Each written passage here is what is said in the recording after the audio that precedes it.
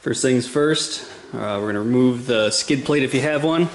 It's just the 2 bolts there and the one hiding under there. Step 2, we're going to remove the seat, the air intake, and the shrouds just to get a little more exposure to everything. Go ahead and pop that all off. Step 3, we're going to drop the coolant out of it.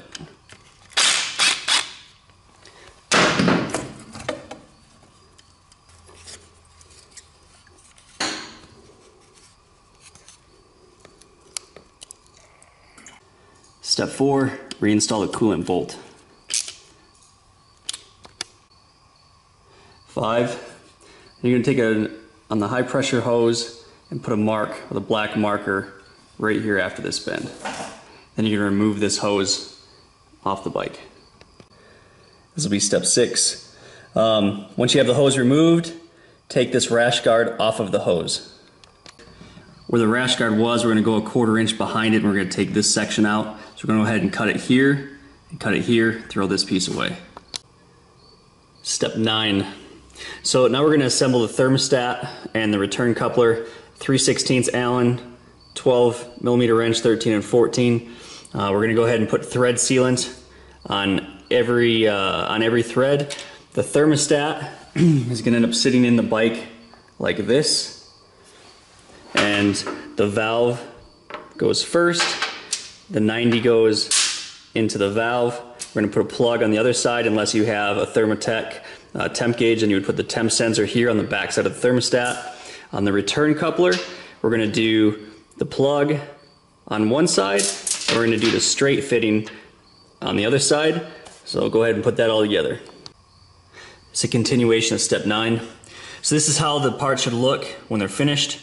The return coupler, plug on the one side, Army Navy fitting on the front, the thermostat, plug in the rear, temp control valve facing the bottom with a 90°, and it's going to end up fitting into the bike just like so. So you got easy access, reach down and control the temperature of your handlebars. This is how the thermostat should look when it's assembled and ready to go. Oetker clamps.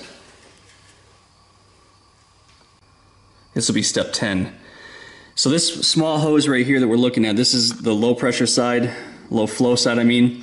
We're going to put the return coupler in this hose. You can see where I've marked it right there in the middle. You're going to stay away from the heat guard. Go ahead and make a mark and then remove this hose out of the bike.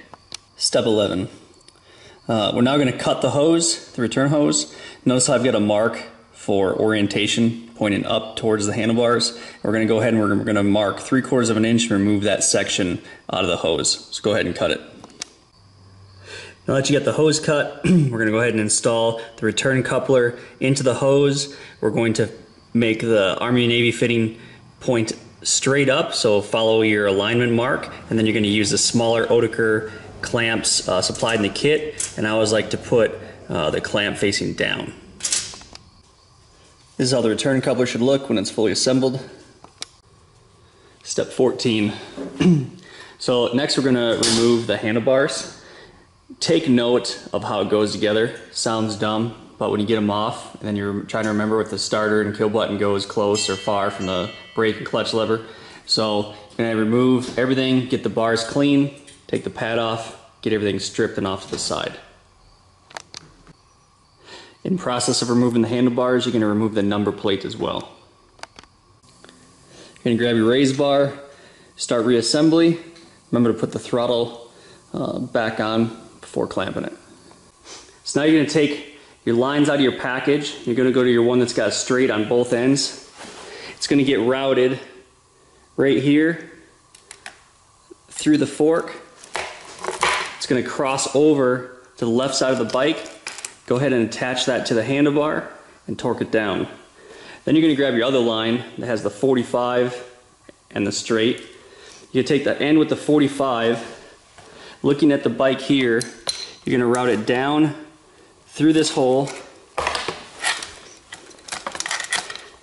so it pops out through here. That way it goes down to your return coupler. Go ahead and fasten that to the left side. Step 17, Once you get the lines torqued to the handlebar, you can see that you've got it routed down through. Just gonna attach the thermostat like that. Go ahead and tighten it to the thermostat, your return coupler, get it tightened out here, and then slide everything together and attach it to the motor. We recommend a zip tie right here. Goes down to the thermostat. Make sure it's not touching or rubbing on anything. It's clear. There's enough air gaps behind everything. Return coupler, same thing. Make sure nothing's rubbing. It's opened. We put a zip tie on this back side to hold the line right here, away from everything. Routes up over the radiator, up to the bars.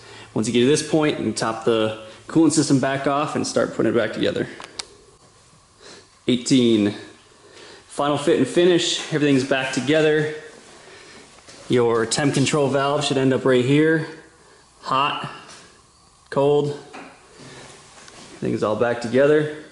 Warm it up. Hot handlebars, everything's ready to go. Now we're just gonna turn it into a snow bike.